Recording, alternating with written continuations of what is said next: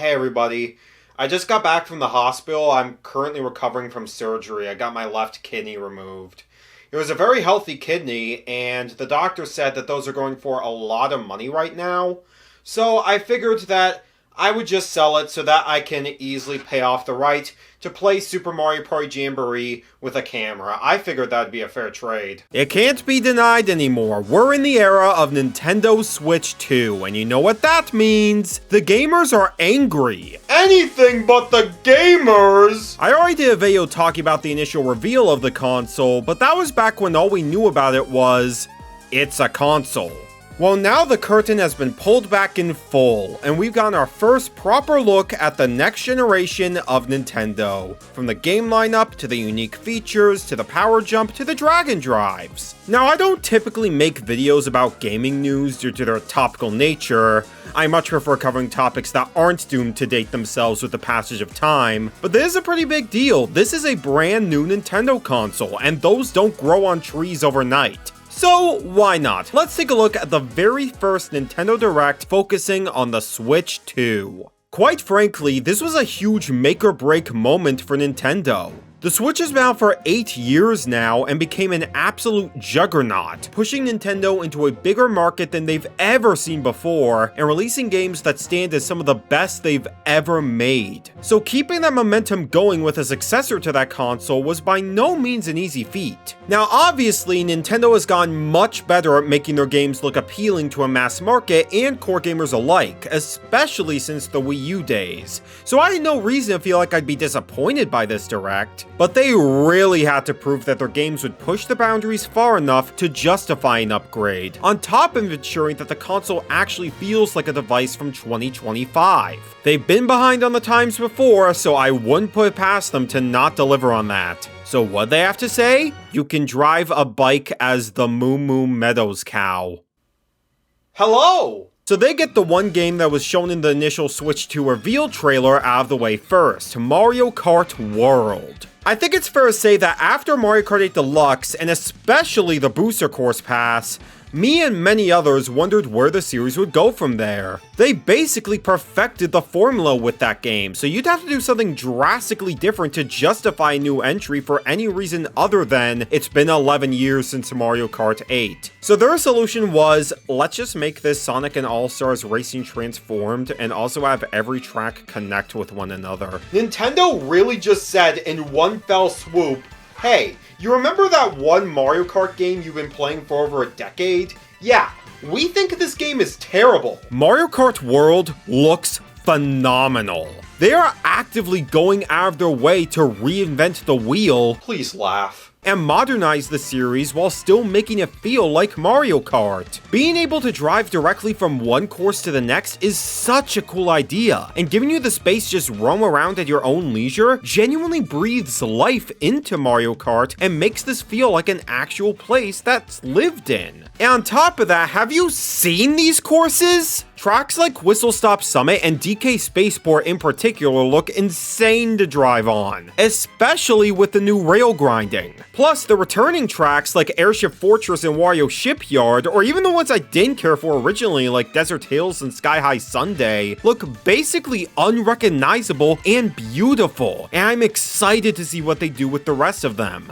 Knockout Tour takes great advantage of there being 24 racers now, with the players performing poorly getting knocked out at each checkpoint until there's only 4 racers left. Welcome back, F-Zero99. And then, the character roster. Yeah, remember when all Mario Kart 8 was willing to give us for new characters were the Koopalings and alternate skins of characters already in the game? You see, unlike the Matthew Smart that you know, I wore a beanie, so my existence as a standalone character, Matthew Snow, is justified. No, Mario Kart World has every character ever put into a video game. Penguins, Cheep Cheeps, Pokies, Dolphins, Snowmen, Sidesteppers, Piantas, Cataquacks, the Moo Moo Meadows cow! At this point, just let a sock drive the car. And costumes are treated as nothing more than that now. They don't pretend they're separate entities. Thank God! It feels like Nintendo has finally stopped making excuses as to what they will and won't allow into their games, and especially their Mario games. And that gives me immense hope for the future. What a wonderful glow-up to Mario Kart. I sure hope there isn't a real-world catch that makes the game a bitter pill to swallow. You never know.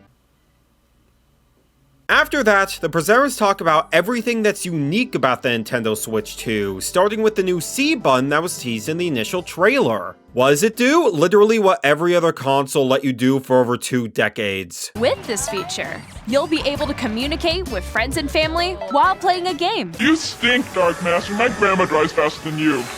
You're mine, Oil Slick. We are gonna so beat you! Nintendo kept that book they borrowed from you for 20 years, but they still gave it back. Be grateful! Yeah, this is basically just a button that activates voice chat from the system itself, rather than being attached to a smartphone app. It's something that should have happened a long time ago, and it's sad that they have to advertise such a basic feature as a selling point now, but hey, happy to finally see it be a thing. And I'm pretty sure I predicted something along those lines, right? My best guess is that it will have to do with some sort of new online feature that allows for unique interactions when playing with friends.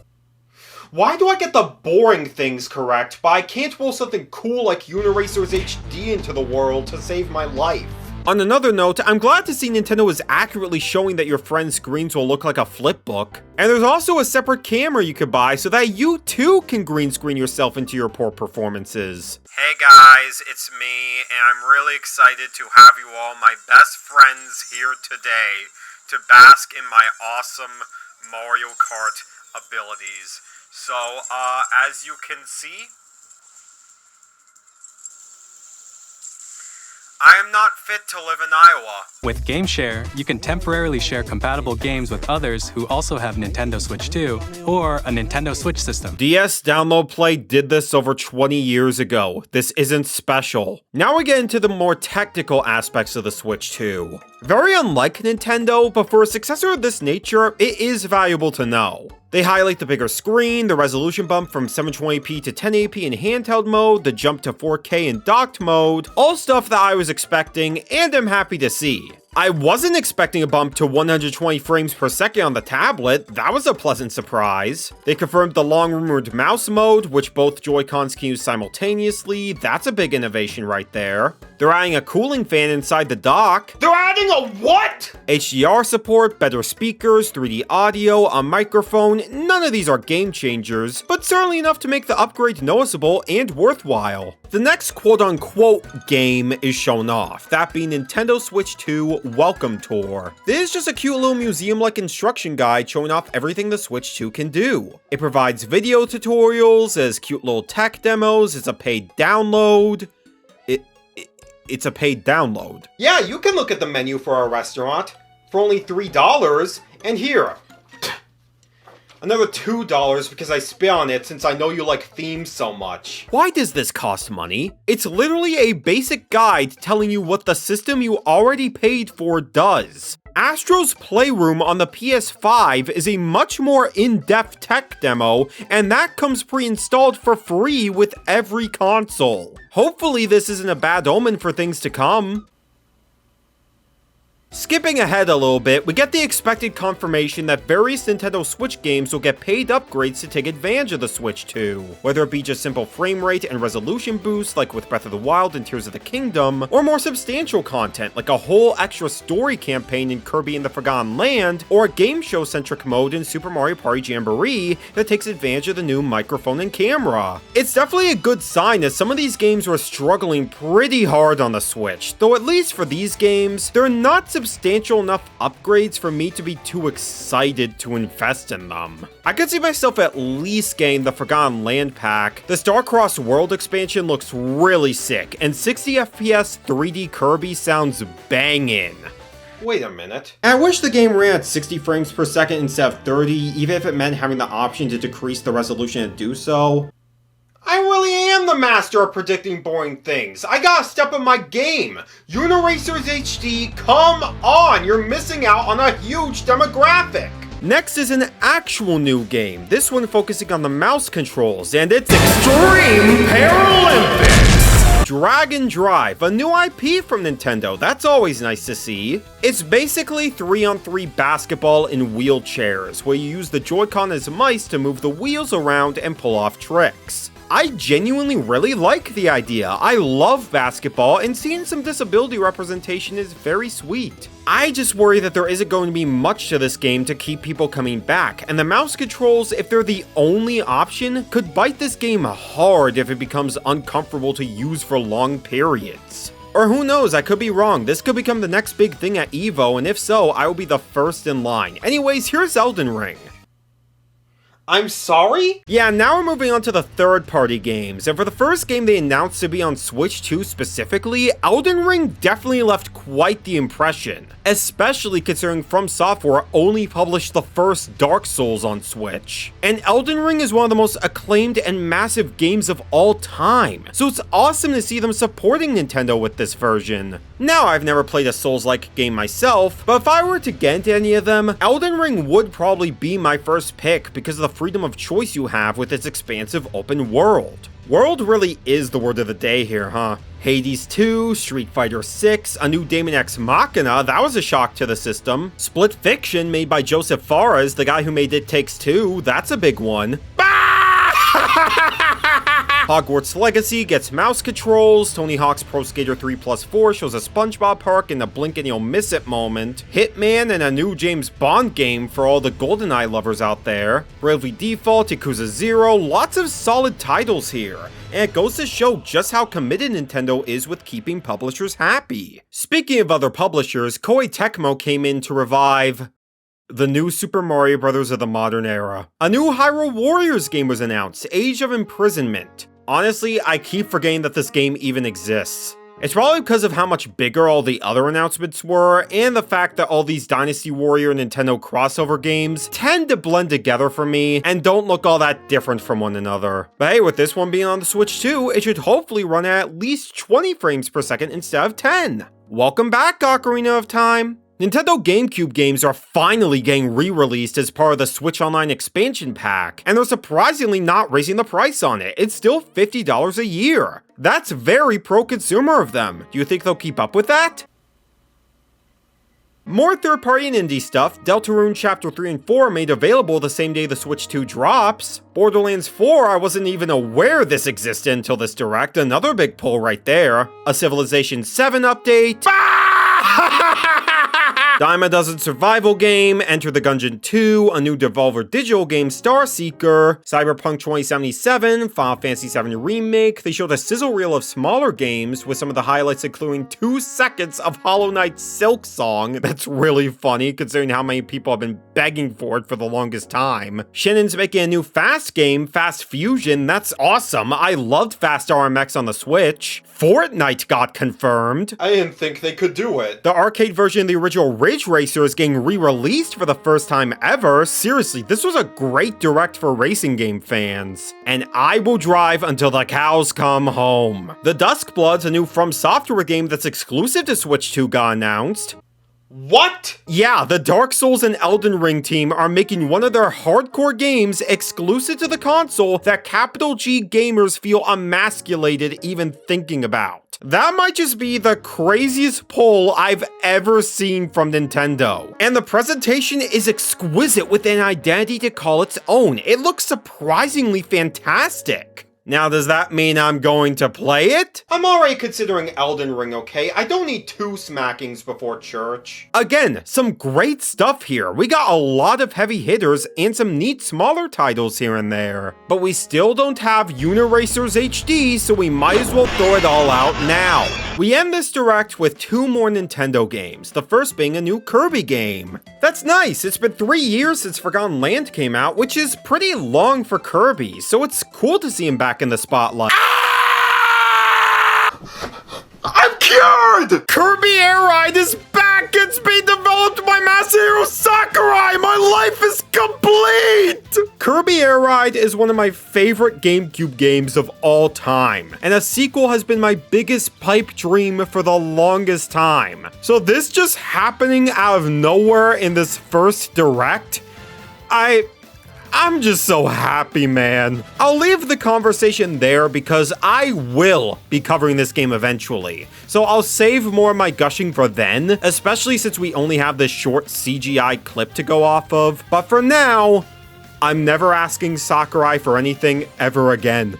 He has won, and I am here to consume. Uniracers HD, you can rest now. Honestly, that announcement didn't even give me time to process the last game shown off, and yep, the funny ape has risen from the grave, facial surgery and all. Donkey Kong Bonanza is the first new Donkey Kong game in 11 years, and the first new 3D Donkey Kong game in 26 years, and it looks fantastic. They really wanted to make DK's comeback feel special, and it shows with insane amounts of polish. The movement looks so expressive in both the gameplay and animation department. The ability to just break as much of the terrain as you want looks so fun and ADHD pilled and seems like a great showcase for the hardware. I adore the designs on all the new characters. DK's new design works surprisingly well for me, especially with his facial expressions. This is basically the next Super Mario Odyssey in everything but name, and if this is made by the same team that made Odyssey like what's being suggested, I wouldn't be surprised. In conclusion, this will be the best Hulk game ever made. And that was the Nintendo Switch 2 Direct, and at least to me, it made a darn solid first impression. There were definitely some boring segments here and there, some upgrades didn't seem all that substantial, and making a big deal about game chat, which should have been a thing ages ago, was embarrassing. But when it came to the things that matter the most, that being the games and the hardware itself,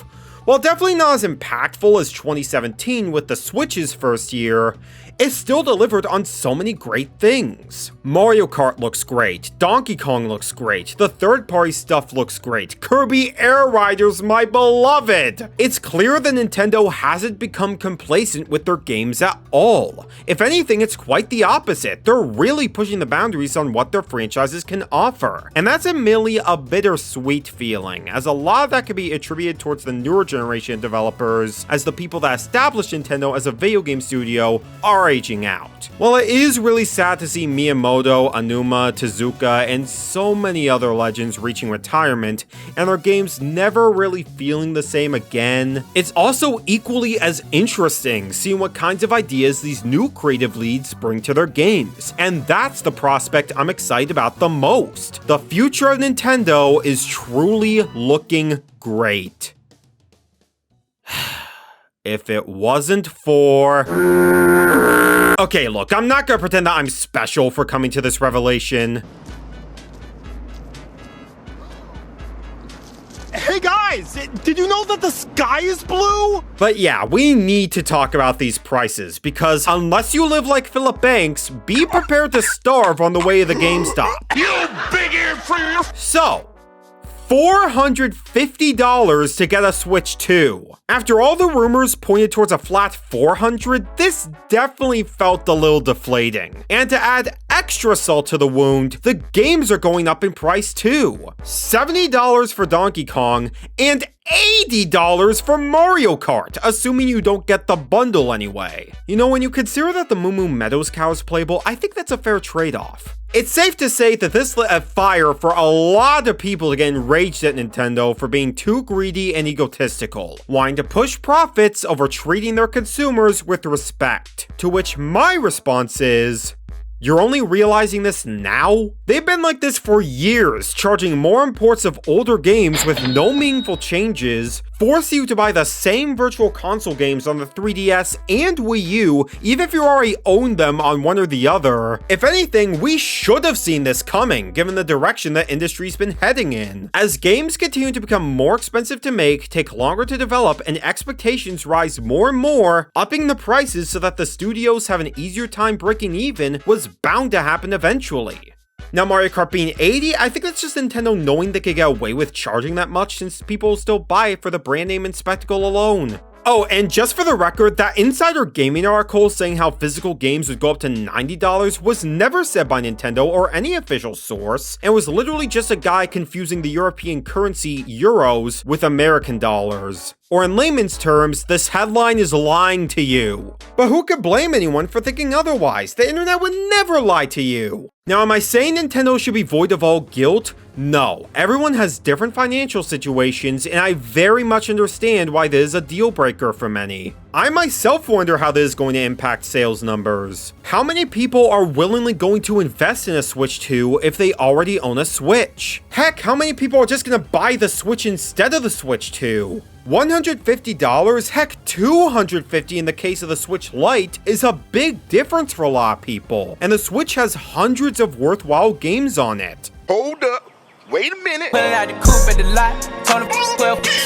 So fear of missing out won't really apply that much, especially for those that just want to play a couple of games and leave it at that. Even for $50 less, you could buy a Steam Deck right now that runs basically any game you could want, emulated or otherwise, at a similar level as the Switch 2. Granted, the screen isn't as good and it doesn't come with the dock, but still. Look, at the end of the day, how you spend your hard-earned money is your business. Just don't be a jerk to anyone who chooses to spend it differently from you, especially when it's being spent on something as harmless as video games. And especially don't harass Nintendo's employees because you're mad at the price hikes. That is not the employees' fault. They're just trying to do the best job they can with the cards they're dealt, and likely would not do this if they were in that higher up position. Okay, so this final part is being recorded long after everything else you've heard, because my personal verdict has changed a lot since the Direct, and I want to be transparent about that.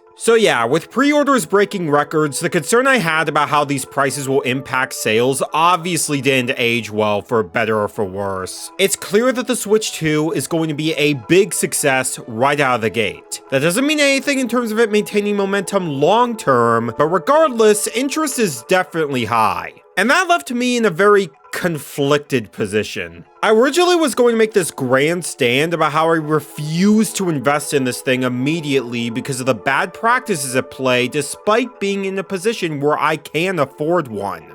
Really stick it to the man, if you will. Because the truth of the matter is that Nintendo's decisions set a very ugly precedent for the future of gaming and consumer rights. This is only the beginning of a much larger issue. As I've been making this video, Microsoft announced that the prices are going up on the Xbox Series consoles, accessories, and games across the board, with some games in the future hitting that $80 tag. Regardless of whatever real-world issues you want to blame this on, is it really that much of a coincidence that they chose to do this now of all times? Good thinking, Phil. Nintendo basically gave everybody a free pass to make this jump sooner than later, and quality games that casual players would otherwise buy and enjoy are going to be priced out for them, and it sucks. And we haven't even gotten to the issue of game key cards, which are essentially physical games with no data on them.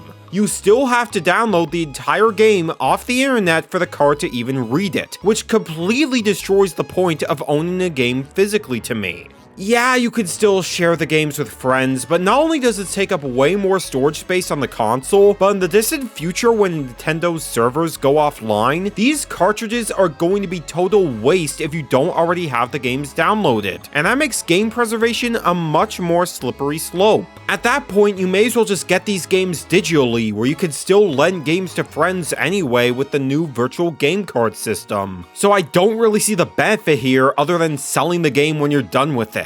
With a couple of exceptions, most third-party studios are going this route for their games, at least at launch. And it seems the reason for that is because Nintendo is only giving their partners expensive 64GB cartridges to work with compared to the variable sizes of the Switch 1. Man, that feels weird to say. Nintendo is trying to set a new normal that I really want to avoid. And I know they're going to be stubborn about it since they've refused to lower the prices of their games outside minuscule sales throughout the entire Switch generation. You still have to pay a full $60 to play Breath of the Wild nearly 10 years later. Meanwhile, God of War and Ragnarok can be found for $20 to $30 now. They will not let up unless we see these games tank and bomb, which I don't think is going to happen because of the demand for these franchises. This is a really bad situation for nearly everyone involved. But dang it, man, they're actually making a new Kirby Air Ride game. This is a genuine fantasy turned reality for me. This is basically my final gaming wish come true. So like, am I just gonna not play that? The harsh fact that I'm gonna have to accept is that there are absolutely going to be games on the Switch 2, many that haven't been revealed yet, that are likely going to end up as some of my favorites of all time. And Nintendo isn't struggling at consistently putting out quality products that make their platform worth investing in, unlike the PlayStation and Xbox. Don't get it twisted, I'm still not happy with where the bar is being set, and I definitely plan to be a lot more cautious with where my money is going. I'm likely going to buy a lot more used games so that the cash doesn't line up Nintendo's pockets, and my game library is almost certainly going to be a lot smaller than the Switch when all is said and done, especially considering I have a massive backlog I still need to worry about. But at the end of the day, the hardware shows a lot of potential, and there's going to be a lot of games taking advantage of the hardware that I really want to play and I know I can afford, so... It is what it is. It is what it is. I also just graduated from college with a GPA of 3.9, so I basically consider this to be a gift to myself as something consistent to have in the next chapter of my life. I'm certain that the Switch 2 is going to be a worthy investment for me specifically, but if you disagree, I can't really say that I blame you. If there isn't a game that's an absolute must-play for you, this doesn't feel like a worthwhile upgrade if you already own a Switch. And hey, there are still notable Switch games to look forward to for now for those that don't make the upgrade. Metroid Prime 4 Beyond is going to be incredible, easily the most gorgeous game I've seen from Nintendo. And whether you play it on the Switch or Switch 2, I'm sure it will stick the landing. Tomodachi Life coming back is a huge deal. I loved that game a lot on the 3DS. For about 2 weeks before it got boring, so hopefully living the dream will be a far more substantial experience. Pokemon... Rhythm Heaven Groove is everything I could ever want. I love Rhythm Heaven so much. I thought it would never come back, but it's here and it looks so good. The music is sounding spectacular. Ah! In conclusion, I love Nintendo, but if they asked me to tip them at a restaurant, my response would be to